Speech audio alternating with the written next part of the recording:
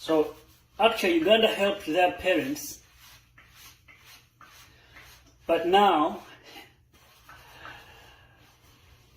the young generation, those are the Shumbas and those other doctors, instead of helping Uganda, they're still claiming to be helped by Uganda. Can you imagine? Our grandparents came to Uganda as refugees, and Uganda helped us to settle, to study, to be who everyone wanted to be.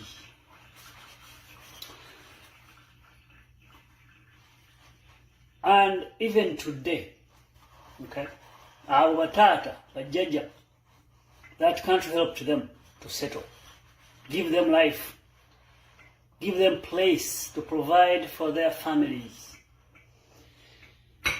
So, MPCs, I'm going to use Gashumba's languages. MPCs, these hyenas, they have everything they want. Balina ettaka, balina amayumba, and they are still claiming they want to be helped. What the hell is that? How does that happen? They have scammed that country. I'm telling you, Ugandans have suffered at the hands of these Rwandese. Okay? So now, they have nothing. They don't want anything that brings them to be associated with Rwanda.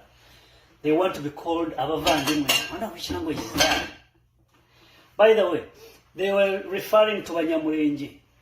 So those guys are said to be Rwandese, but they live in Congo, but they're not Rwandese. Remember, they are Banya-mulenge. So they're associated with the land that they inherit. Okay? Umulenge. So I think I don't know which kind of history these guys read. Huh? They get it wrong, or they just say hearsays things. It's just hearsay stuff.